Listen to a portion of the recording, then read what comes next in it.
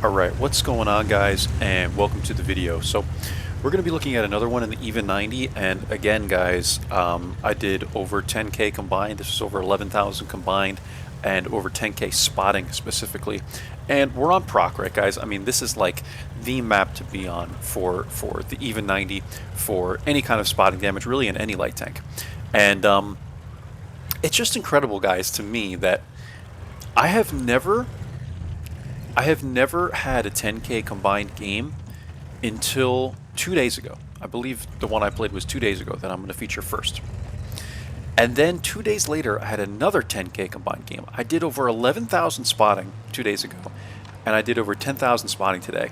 And never in years have I ever, I mean, I've never done it, guys. Even as a serious player, now that I've, gotten really competitive, watched tons of videos, bettered myself at the game, I've still never had a 10k combined game. And these two games, guys, within 2 days of each other, as soon as I moved to Texas, I'm doing over 10k spotting, just in spotting. And I don't know, guys. It's just a weird thing, right?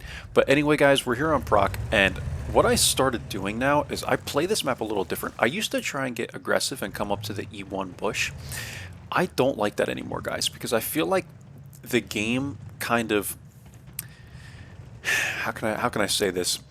People get better and better and better as World of Tanks goes on, and the game kind of develops, into you almost have to play maps differently, right?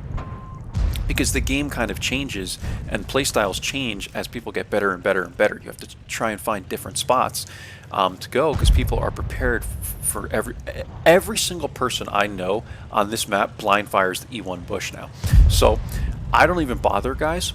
And a lot of people like to go to this bush now that skill for LTU has showed this bush over. I think it's this one right here. You could counter this easily now. So I just don't even bother going up there, guys. We ran away from the WZ-132.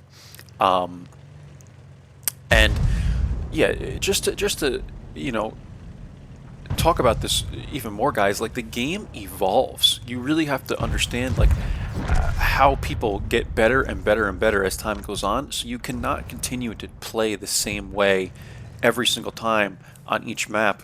Like 2 years later, right? Because people are going to be prepared for what you are, where you're going to pop up and stuff like that. So I try and play it differently and be very unpredictable. And how you can do that is just by running right down the bush line, guys. If you have CVS, you can make this work. I run CVS, I believe I run it in the scouting slot too. So it's like 15-20 instead of 10-15 or whatever it is, guys, right? It's like 15% concealment if they're on the move, less concealment if they're on the move, and like 20% through bushes or something to that sort, guys. And it works perfectly on proc, guys, because you can see right through all this stuff, right to the Centurion right here. Centurion gets whacked. We're at 3k spotting, guys, and we're what, 3 minutes into the game, and this is how you're doing this, guys. Like you run CVS and you can spot people through all this foliage, right? So I pull up here. I'm figuring right now, guys, the WZ, what the heck is it called? Proxy spotted me, right? He didn't. I don't know how. Did you guys see how close that was? I'm waiting for my Sixth Sense to go off. I'm about to dive into here or just keep trying to run back, and I was about to shoot him too, and Sixth Sense never went off. I have no idea how that guy did not spot me, guys. It must have been like a meter, maybe less than that, or if I was going to be in his proxy circle or not, and he just didn't spot me. So unbelievable, guys. But spotting the AMX, right? And we're at 6k, guys. And I'm like looking at the spotting damage, and I'm like, holy crap! I'm looking at the score. It's 6-4. I'm like, this could be another 10k game. Like I can't believe it. I might actually do 10k again. And I feel like I've been very deserving of a 10k game, guys. But like I was completely satisfied with the one I played a couple days ago. So we have so much support behind me too. And this, again, guys, I'm just going to keep, I know you've heard me say this a million times if you're sub to me, but this is so team-based. You can't get discouraged if you're doing the same thing I'm doing and only getting like 1,000 spotting damage. It's so team-based. Look at all the people that are behind me, and look at all the people that are behind me paying attention and hitting their shots. Because there's some TDs that sit back there and they can't hit shit. If I'm being honest. They don't know, like, how to aim and whatever. So I'm coming up here, guys, and what you have to be careful of is you have to watch, like when I roll through these bushes, I put the camera literally like this and go through the bushes, because you have to see where there are spots where the bushes are not going to fully conceal your tank, right? So just, you can see how I'm stopping right here. If I were to stop right here, that would be really bad, right? And I don't even want to go through there because there's a gap in this bush. And what I'm concerned about is there might still be someone up here or something like that. So these are just things you got to watch out for, guys. I was lucky and pretty much never got spotted here. You know, aside from maybe at the very, very beginning, right? I don't even remember if I got lit or not. I think I did. But, you know, the way I do this, guys, is I'm just so careful. Like, even over here, you can still see there's some concealment. And you just have to be so, so careful, guys. I can't stress this enough, the way you kind of go through the bushes here. And I always back in. This way, if I have to get out, I'm full acceleration going the opposite direction away from enemy fire, right? So we're sitting here, guys. I'm going to finally go to my camera view so you can kind of see what's going on here. We have the Skoda right here. You know, the TNH 105 1000 is over here. And I'm just kind of waiting to see if people are going to get shots on these guys. So what I decide to do is I go around this way, because at this point I figure no one's here, or I probably would have lit them. So I take the chance, guys. I come out. This way it gives me even more concealment here against the Skoda and stuff like that. And I come back in, and I'm going to run down this bush line. I'm going to run down this bush line. This is where it becomes a little risky too, right there, but we still have the concealment here, so we should be fine. And this is why proc is so good, guys, because you have two lines of bushes, and if there's people on this side, you're good to go through here. If there's people on this side, you're good to go through here, if you know what I mean. Even if there's gaps, because if there's a gap right here, there's still bushes here. So if you guys kind of understand what I'm saying.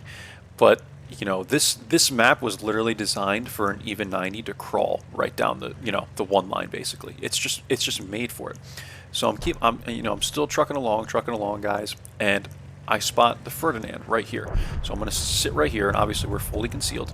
People are getting shots into the Ferdy. We're at 7K, guys, and this is where it starts to become risky, because what happens here is I sit here, the Ferdy goes dark for a little bit. I'm trying to get, you know, the Ferdy still lit so that people can get shots into him, but there's also people over here, and now I have this huge gap right here. So I got to be really careful with this, guys. So, you know, I'm trying to see what I could do here, and eventually I end up pulling the trigger on the Skoda in a moment, because I feel like, guys, that I have to start, you know, doing something here, because we're down by HP. It's a tie game, and the hill is lost, so we have to kind of speed up this process. And I know that these guys behind me are very passive. They're getting shots into the TNH, which is great. And I'm thinking this is probably the best time for me to either take shots at this guy or to clean up the Skoda. I usually do not fire, guys, when I'm in my even 90, or really any light tank for that matter. When I'm doing recon such as this, I don't fire because I don't want to get lit, right? I was hoping that this one would go in. It doesn't. I auto-lock this guy basically, and we clean him up. I do not fire unless I am able to clean someone up, guys. That is my rule. I will not fire, you know, and usually I don't even fire unless someone's a one-shot, right? So, like, I will wait in a bush for minutes, you know, maybe there's 8 or 9 minutes left in the game, and then I'll see one person that's at like 50 HP, and I'll go, okay, it's time for me to reveal myself, and I'll pull the trigger, clean up someone, and move along. This guy kills my commander. I'm not sure how I got spotted there, guys. Could have been the TNH. Could have just been the Ferdinand. I was feeling like I was fully concealed there, but you never know. Like how view range works, guys. There could be little gaps and stuff like that. So I'm going to roll back up here now that I'm unlit. We're at 8,900 spotting, guys. 244 damage now. And I'm about to take shots at this guy, and then the TDs clean him up. So we're at 9,500 spotting damage, and I'm like, this is 10K. I just need to get maybe 100 more spotting damage and like one shot, one pen, and we're good to go, right, guys?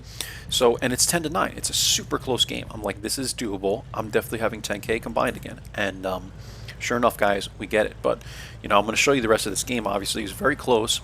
And I'm going to run this way. And what you could do now, guys, I'm talking a lot in this video. I'm running out of breath, but I'm very good at proc, I feel like. So this is why I want to kind of give you guys my knowledge, right? I want to share my knowledge of this map. What I do, guys, here, and I'm surprised the IS-3A spotted me here, given that I have 43% concealment with, I'm running this, the fire extinguisher, right? Because I don't want to waste rations when I'm trying to make coins. I'm trying to make coin right now because I just bought the T54 lightweight, my first tier 9, guys. So be prepared for a video on that. But what I do, guys, is I run down this ridge line. And what you could do is spot people like I am now. Unfortunately, I didn't get the spotting on the SU-130, at least not initially, but we got some there. And what I do is I run this ridgeline, because what this ridgeline allows you to do, this map is perfect, guys. Like, seriously, I know I'm talking so much, but this map is designed 100% for scouting and for progressive scouting too. Like the way you can spot this whole thing and then run this ridge line, it's just perfect. It is a perfect light tank map, guys, and that's why you always see all the people that play like light tanks that are good always have like 10k freaking spotting damage on this map, because it's very easy to kind of do unless you get lit, you know, and die early. Like it's also very easy to die if you get lit, right? Because it's so open. But that's what makes spotting so easy. So what I do, guys, is I run this ridge line right here, and that will spot what's here. It'll spot what's over here and stuff like that. We're going to keep going because this is going to be a pretty long video. But this is how you do this, guys. This is how you progressively scout proc through the bush line. I showed you how to progressively scout it, and then coming up here to spot the hill, to spot this, and you'll kind of see what happens here, how this pans out. Luckily, the Scorpion is able to take out the Lanson over there, so that didn't become a problem. I put RHM question mark in the chat because I had no idea where this guy was, and didn't look like anybody responded.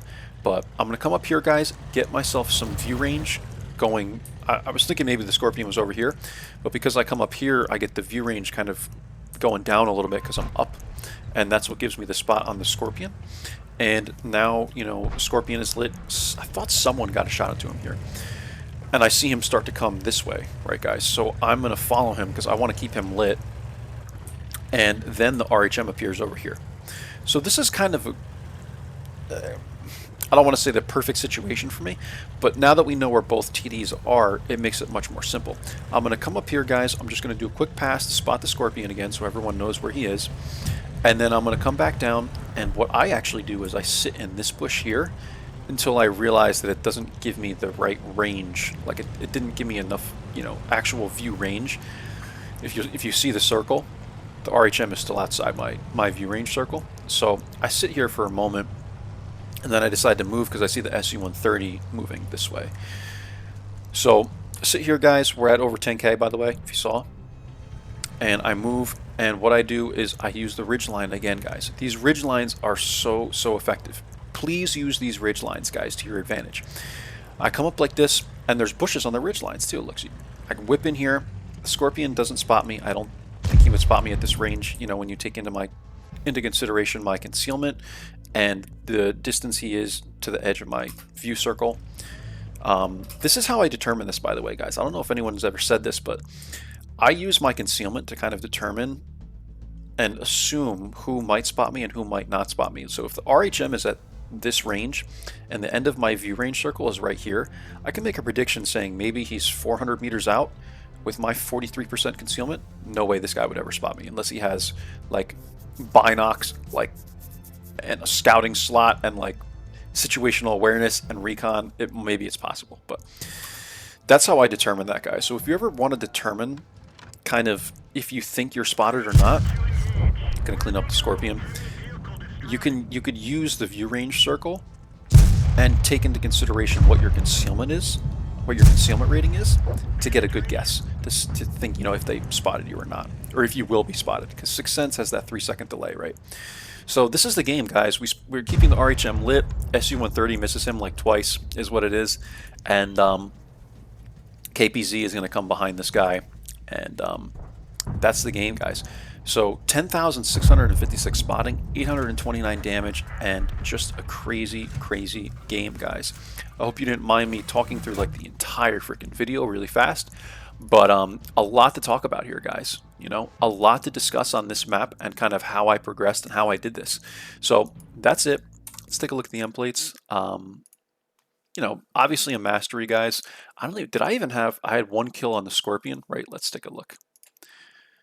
Actually, I had 3 kills. So it was 1 on the Scorpion, and one on the Skoda. I forget what the third one was, guys.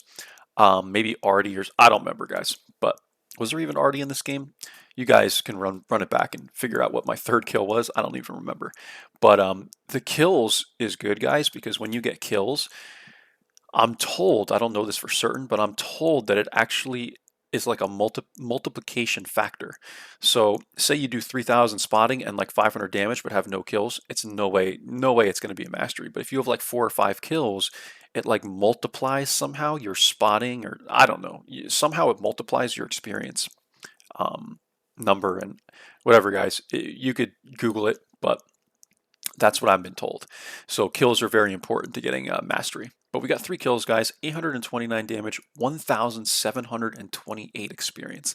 I think this is more than I got in the one that you guys are going to see before this, where I did like over 11K because of the kills, right? I really think that's what does it. And we also got the scouter, spotter, whatever the heck that thing is, guys. Um, and that's about it, guys. I mean, we'll take a look at this. I was running 25% coin and premium. So we got 195K plus a 20K in the reserve, and we did pretty good getting coin. I started at this morning 55K or something like that. And in like, how many games did I play? 7 games or something like that. I made, actually no, because I played more last night too. So probably in like a dozen games, guys, I made like 1.8 mil, which is pretty good. 1.7 mil, because I was at like 100K or 50K or something like that.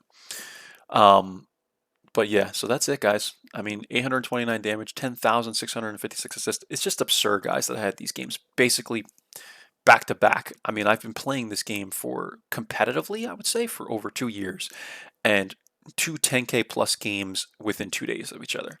So there it is, guys. Hope you enjoyed it, and I will catch you guys for the next one. Take care of yourselves, and bye bye.